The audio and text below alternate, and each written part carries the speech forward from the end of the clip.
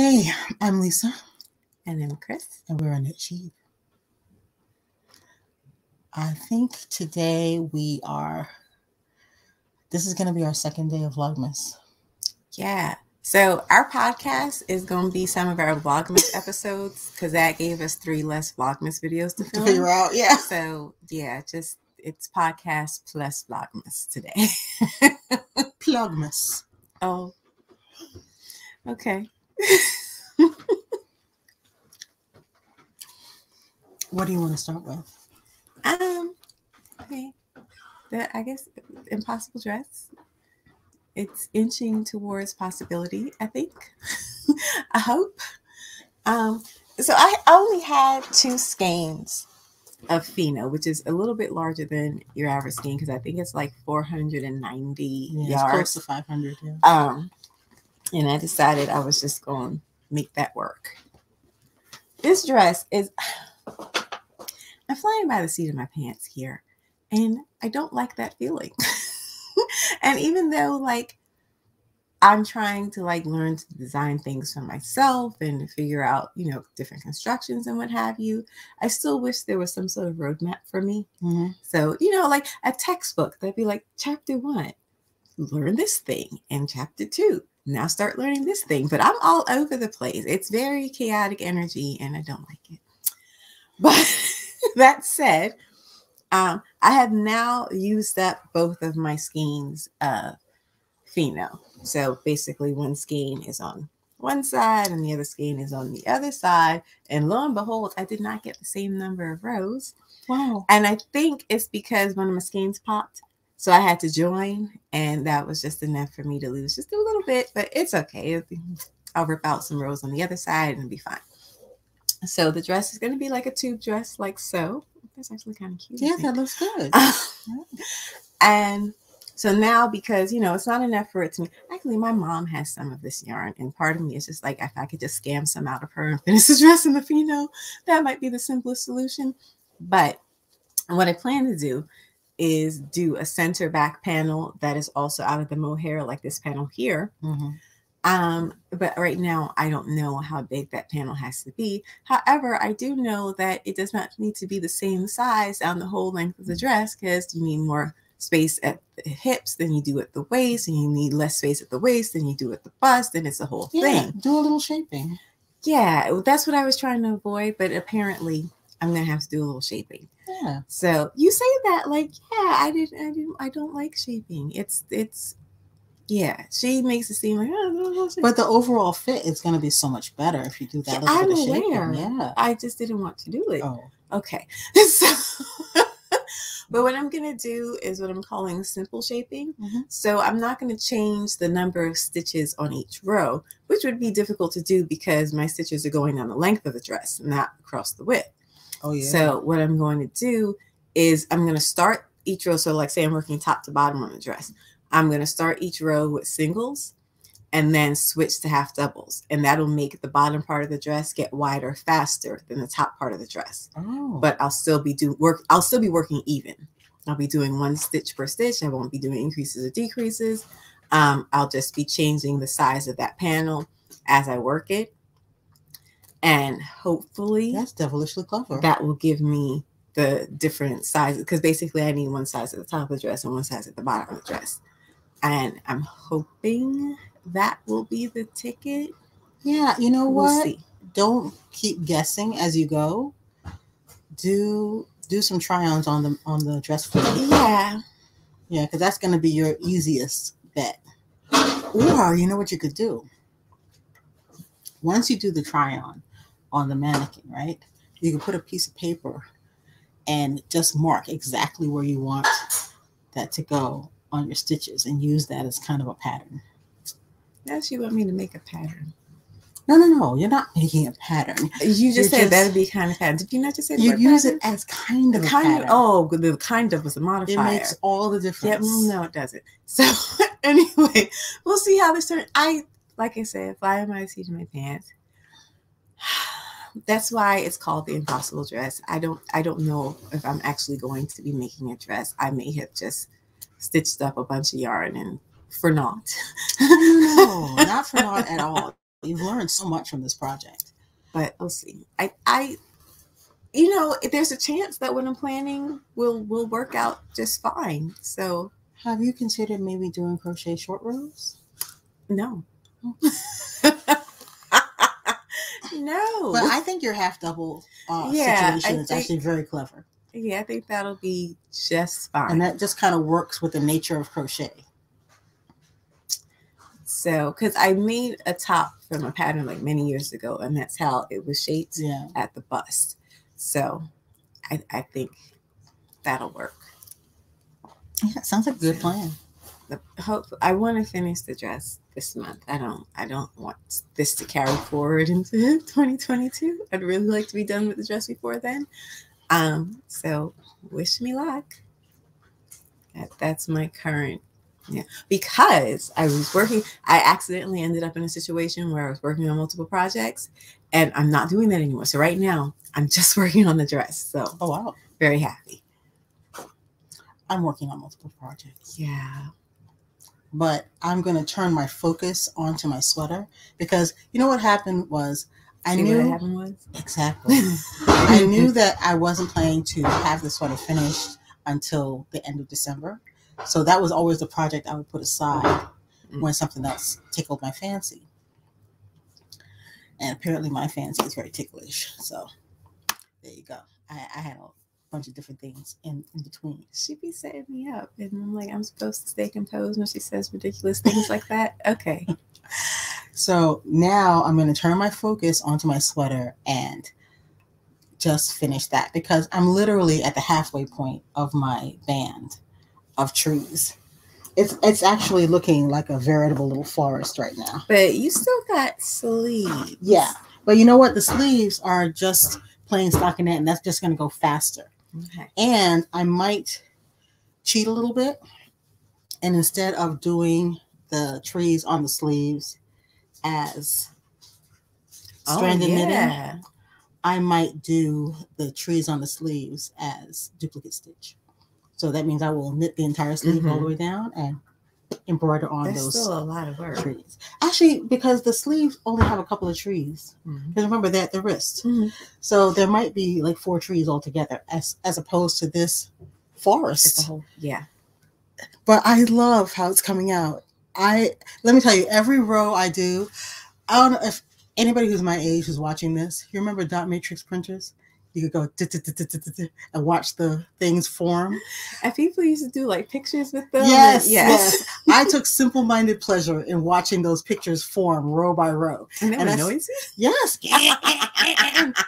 Yes. You couldn't print like in secret. There was no secret printing. It's not like a laser printer. It's just a no, child. You know sometimes you send something to your printer now over your Wi-Fi and you're like, oh, did it print? Not with the dot matrix. You always knew when that thing was printed. Everybody knew. But that's the same type of effect doing this is having. And I absolutely love watching it form. And I'm particularly pleased that it's looking like the vision I had in my head. Okay. That's always nice, but that doesn't always happen. No, not always. But I'm just jazzed by this. And the closer I get to the bottom, because I'm in row, I think 17 of 33. Ooh. Yeah. But the only thing is I've discovered something from doing this project. I really don't like being chained to the pattern like this. That was what I discovered when I was working from patterns exclusively. Not even. No, I don't mind working from patterns exclusively either. I'm a pattern modifier. This chart is very irregular, so it's not even like you can look at the work. Match it stitch for stitch. Not only that, every row is different. And I'm like, because you'd have to match any chart stitch for stitch, but traditional charts are repetitive in their nature. Or you can at least look at the work and see, oh, well, yeah, I'm going to have to do a colored stitch here or a background stitch here or foreground stitch there. With this chart, I'm there like, okay, And I'm continuously counting under my breath, like I've quietly lost my mind, because I always know when she's working on the sweater. yeah, because you have to be very strict with your count to get because you know what it is, the light is supposed to be shining through the leaves and the trees, and that's the effect it's creating, which I absolutely love. So it's totally worth it. And if I were a slightly more ambitious person, I would have Christmased this up by putting a little bead on the top of each tree. Just for fun. But nah, I'm glad I let that go. You could sew on beads afterwards. I could. I might, because I think it would be kind of fun just to have a bead at the top of each tree. Or better yet, like a rhinestone. But overall, super pleased with how it's going. And I'm going to focus on this now. Although, like I said, working from the chart, it's getting to be a little bit of a grind. That's okay. But I can't wait to wear this. That's what's keeping me going. I really, truly, and that's where you want to wear this. I'm already thinking of all the things in my wardrobe that I already wear with. You know, and welcome I'm like, to my okay. World. I got those high heel boots. I have a leather skirt. I am good to go. But that's where we are on my holiday sweater. And my yarn is holding out pretty well. I'm almost I had 4 skeins of Pixel. And I'm almost at the very end of the 3rd skein. Okay. So I should be able to do both sleeves with the last skein. With the last skein. And I only needed 1 skein of my contrast color. Cool.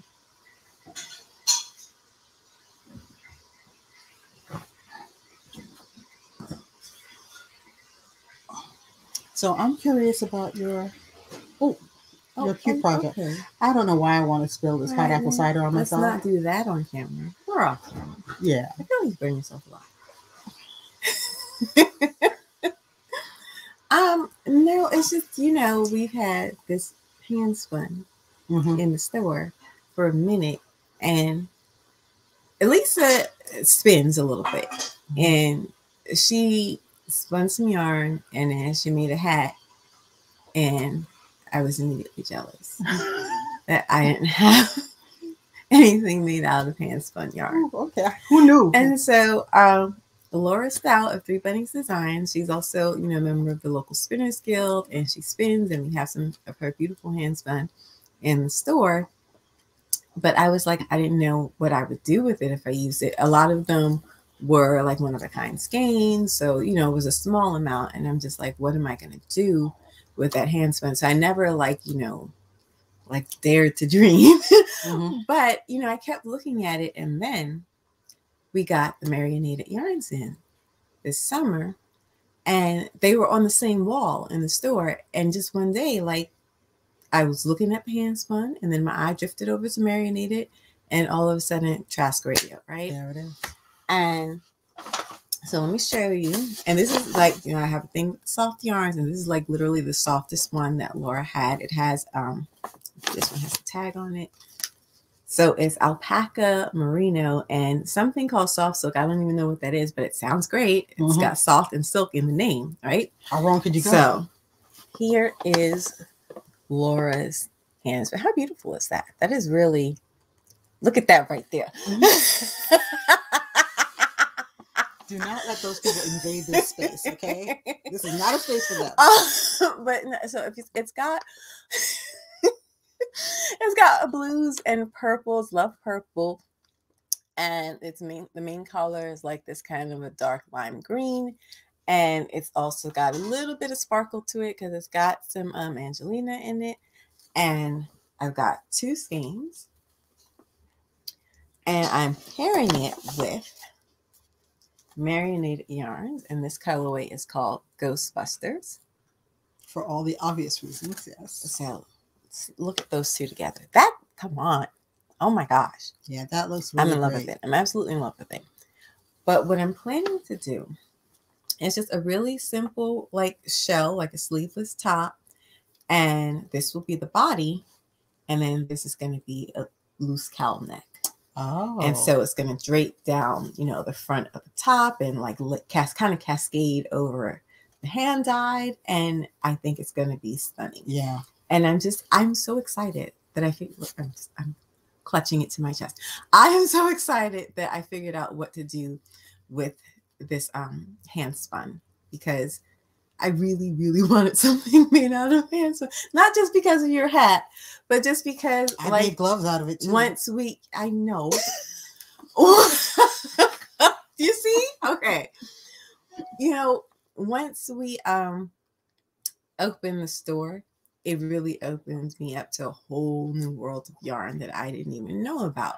So I never thought about where yarn came from. Mm-hmm. So I never thought about like the process of spinning, and that there were like people who spin yarn. And so this is just like another thing in yarndom I wanted to try. Right.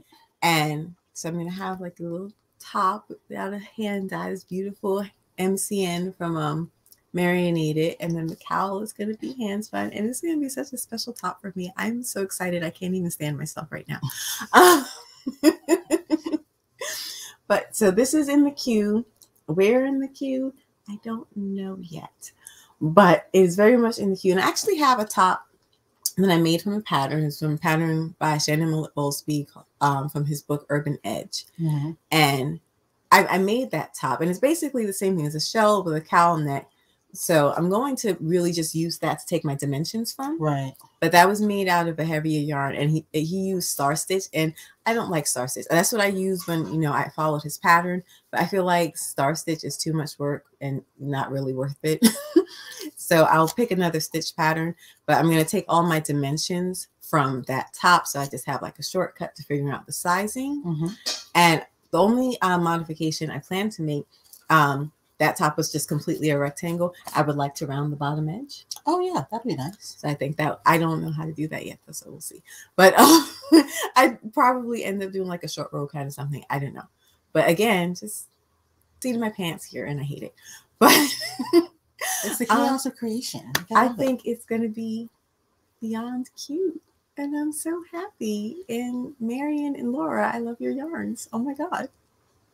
We'll include some links to their websites here, because it's really special stuff. It really is. It is. So I'm gonna have some hand spun. You're gonna have some local hand spun and hand dyed for a new top. I can't believe it. Oh my gosh. I feel a way, and it's a good way. So you got an upcoming project. Oh, also. I do. But I'm gonna give an update on my whip. Oh, which on one my is shawl. this? On my shawl. Oh, the shawl. Oh, my Painting Honeycombs Shawl. Very good. She keeps calling it Painting Rainbows. Don't ask me why. Maybe because it's stripy. I have no idea. But I am getting rainbow from that yarn. That is true. So maybe mine's gonna be called Painting Rainbows. I don't know. I am feeling really great about this. Oh, so this vertical thing is not attached to. Oh, no. Look at that. Okay, so no. Ah, that's cute. Yeah, it's really cool. But when I block this, in order to make it lie flat, I am going to block the living daylights out of it. So this is going to be something that I wet block and pin, or at the you know what? And the only reason I wouldn't steam it is because this yarn has acrylic content. And acrylic doesn't like heat. So you can steam it a little bit, but you have to be careful. Yeah, I'd have to be very careful with it. And what I thought would happen with the colors is actually starting to happen, because I have done 3 sets of decreases so far. Have I done 3? 1, 2, 3. Yeah, I've done 3 sets of decreases so far. And as you see, a single color is starting to fill up more of the honeycomb. So, and that's I love it when a plan comes together, okay? That is exactly the effect I wanted. So that as I continue to shrink this shawl, and actually this is why I actually did the one with the big honeycombs rather than the small honeycombs, because the small honeycombs, the rows increase. Oh. And in the big honeycombs, they decrease. Oh, I wonder why he did it differently for the two sides? Who knows? I think he's real creative, and he just did it one way, then did it the other way. That's entirely possible. Yeah, I really think that's how it worked out that way. But so as I continue, so this is where I am right now. As you can see, there's more of this color in the honeycomb. So I'm going to get yet another effect with this yarn, in that my shawl is going to start out having stripes in the honeycombs. And as I go down, it's going to go to single color honeycombs. And I feel like a magician. I do. I'm like, I saw it in my mind, and then I made it real. And this is more the style of knitting I like to do. Right. It's an established pattern. Now, you do have to keep up with your counts, because you're a stitch off, this is not going to line up. But is each honeycomb the same number of stitches? Yes. I'm not sure why the counting becomes so important. Because each honeycomb is the same number of stitches. And in order to have the right number of stitches left at the end, because take a look at the edges. On this edge, I have white border with very little color. Right. And on this edge, it looks like another honeycomb is about to start, but then it just trails off. Okay. And in order to create, and then you see you get a very, so that one's open. Yeah, okay. You get a nice clean edge. And to make sure it's always open on one end and closed on the other. Ah. Yeah. And because of the way I'm picking up and dropping the yarns, you have to really keep up with whether you're the right side or the wrong side, because you want a garter stitch pattern on your honeycombs, and you want a stockinette stitch pattern inside the honeycomb. Oh. And that also helps to I didn't even notice that. Okay. Yeah. This is really a nice design. Okay, Mr. West, impressed. Mm-hmm. All right. And it also gives that kind of pop. It makes the edges pop out and the inside recede. Right. So it just adds to the whole illusion of what's going on with the shawl. But in order for all of that to happen, you got to keep count. You got to keep count. Okay. But fortunately, the count is exactly the same every row. It doesn't matter. Well, then it becomes one honeycomb less as you go. Exactly. Okay. And I don't literally know how many stitches are going across my row anymore. But if I have done something incorrect, I have too many stitches left when I get to the end. Okay. And that makes me go back and check the row. And I'm like, oh. Got it. So in that way, it's pay attention knitting. But because it's the same number you're looking for every time, you can see mistakes right away. Right away. Okay. Yes. And you can choose to ignore them if you wish, but they will only multiply. They will only multiply if you keep going. But that's coming out really nicely. Yeah, I'm loving it, and it is the style of knitting I like to do. So if I had my druthers, I'd only be working on this. We're in the home stretch of the sweater. Yeah, so I'm gonna devote all of my knitting time to the sweater until it's done. Hopefully, I will be able to debut it as part of as our final Vlogmas video. Who knows? But we are working on shrinking down our sweater time a little bit. Yeah, but you know what it was? We started in July. I wasn't consistently working on it, and because I started in July, and it was a December finish line. I've got time. But the next thing I want to work on, and I've started working on it a little bit. I see you have 2 swatches. I do. So I started my swatching for my Vest Beth. I'm using Universal Yarn Deluxe Chunky Deluxe. And that's why I have to think hard every time I do it. Yeah, but Painting Rainbows was all you. So in the pattern, it did call for a chunky yarn. So I was like, oh, that'll do. In the pattern, they asked me to use a US 9 needle. And this was my first one. Your little Morse code. I put knots in my string, in my yarn tail, so that I'll know what size needle because you know what? I'm not as careful with my swatches as I should be, and they knock around a little bit. So sometimes I put labels on them, the label fell off, and I was still in the same boat. What needle size did I use? Then I have to swatch again. So the knots really was what worked for me. I need to get the little stitch markers that have the numbers on them, so you can just attach it to your swatch or attach it to your project and always know what. I think Katrinkles has some. Oh yeah. Because I need that. Because you know what I do? I put down a project, but I take the hook out the bag to do something else. Of course. And then who knows what hook I was working with? Try the knots. I might have to try it. But what do I do with half sizes? Like 3.5? You know what? I don't go by the millimeters. I just go by the US, and the US number is always whole. Oh. But you know what? A, B, C, D. You can still count with the letters. Yeah. But that's why I go by the US size for a knot, because it's always a whole number. I tried 6.5 in a knot. It didn't work out. What is a 0.5 knot? I made a loop. Yeah, it wasn't a good idea. Was it really late? It was. Okay. Later than I should have been attempting to knit anything. All right, tell us about your swatch. So the first swatch, now this is the little swatch that they talk about in the pattern. So this swatch has 18 stitches and 28 rows. Mm-hmm. And as you can see, it is actually wider than 4 inches. You can see, well, you know what? You can see that it's taller than 4 inches just from looking at it. Now, I tend to be a loose knitter. So I figured mine would be a little bit too wide and a little bit too tall. Right. Because that's generally how things work out. And it is. Mm-hmm. It's more than 5 inches wide. It's like 5.5 inches wide. And it's close to 6 inches tall. Now, so I'm like, okay, no problem. I'm going to go down a needle size. And I have 8 little knots here. So this is on the US 8, which is a 5 millimeter. And this is also 18 stitches by 28 rows. And I measured them after I washed and blocked them.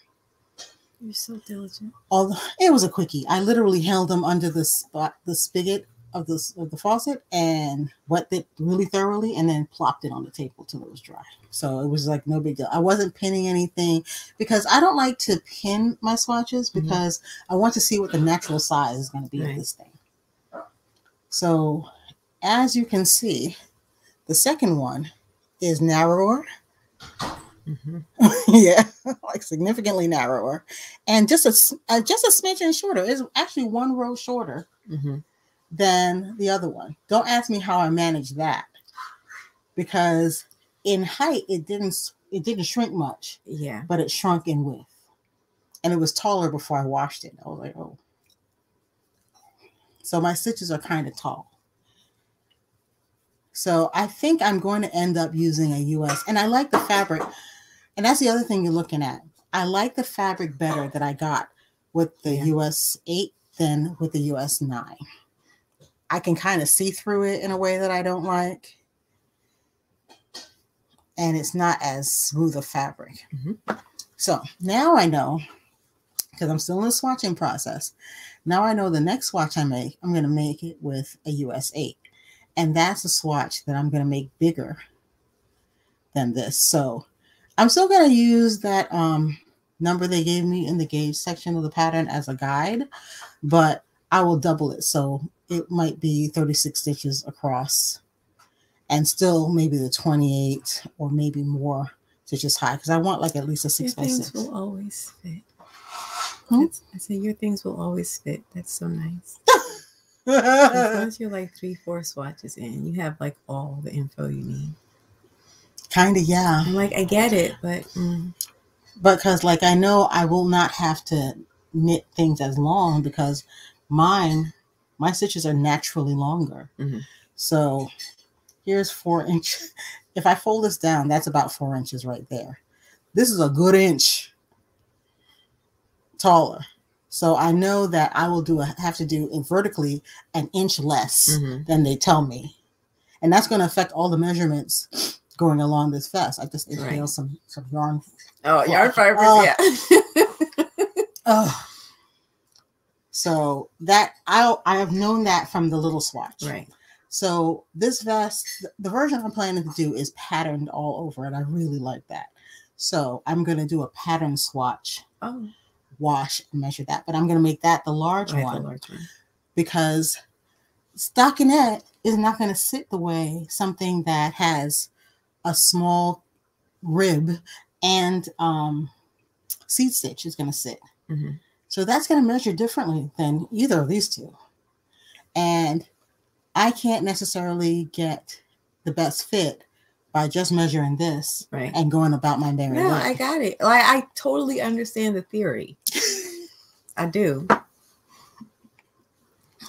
But you know what? To the non-swatchers out there, I'm going to say this.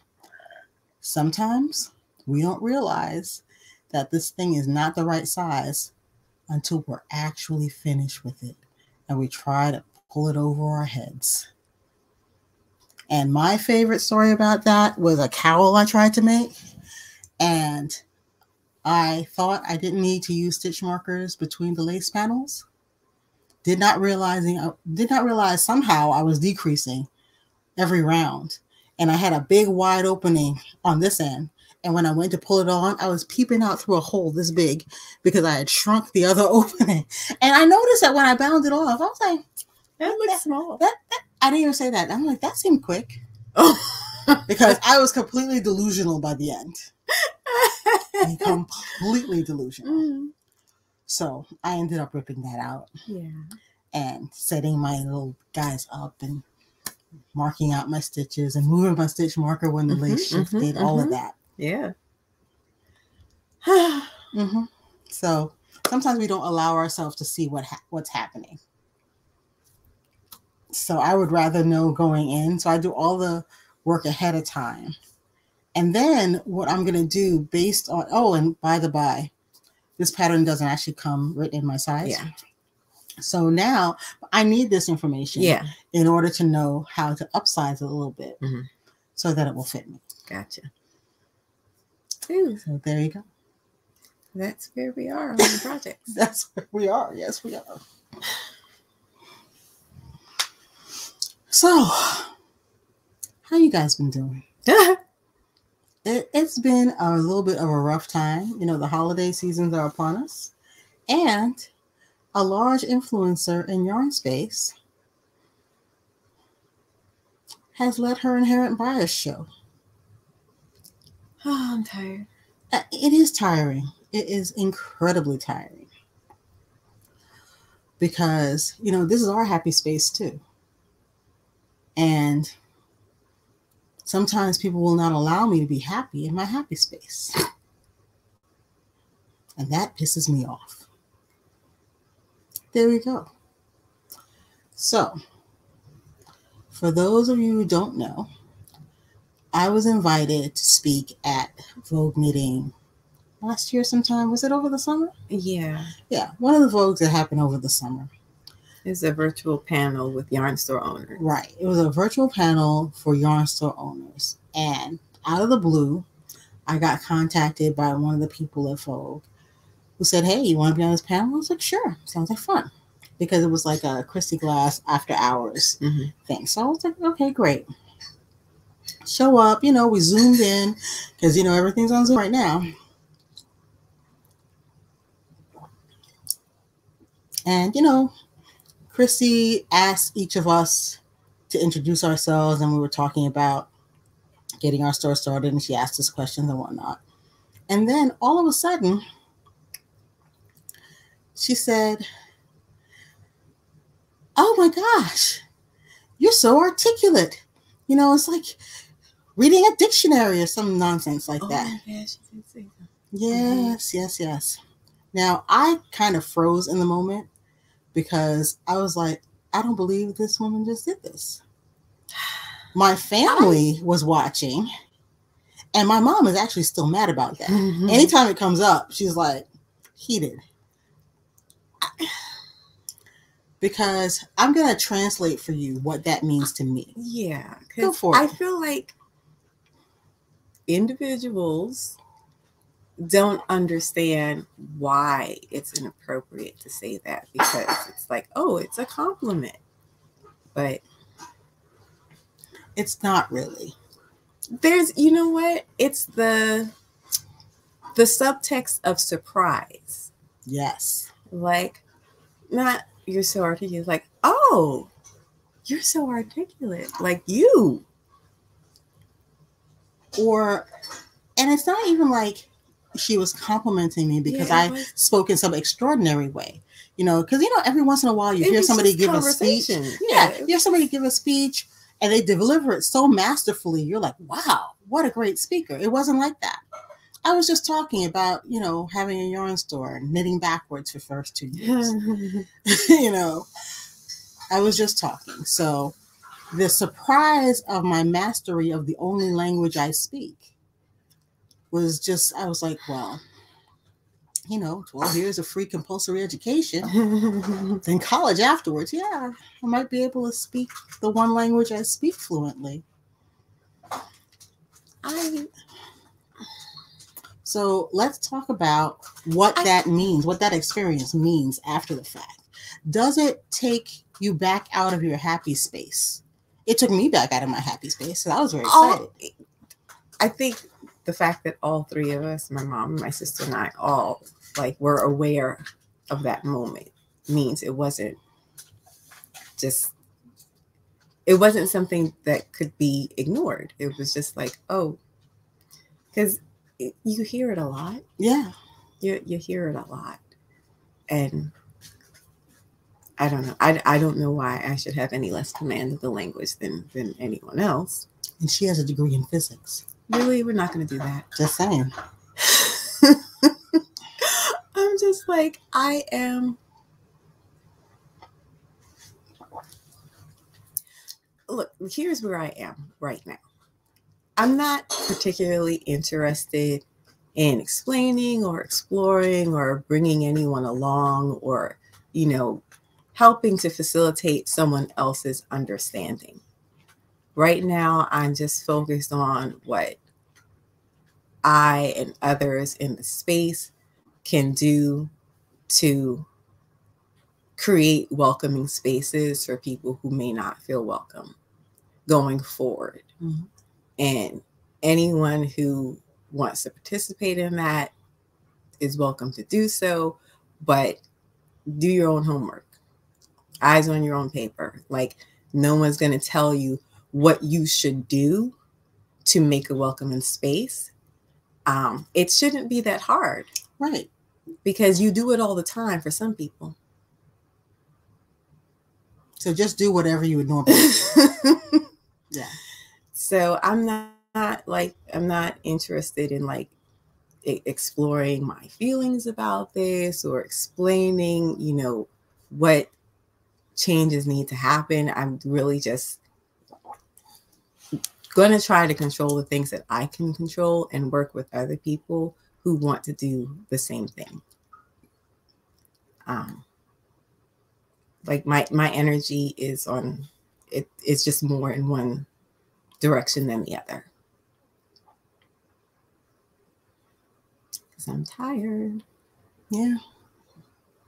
It can get to be right exhausting. I used to get that expression when I was a kid, I'm tired of being tired, and I didn't really get it. Well, yeah. And now I do. Well, you know what? The old people then told us that we didn't know. Right? They did. They told us. They told us we just didn't know. They said you're going to grow. Don't worry about it. Have our listening ears on.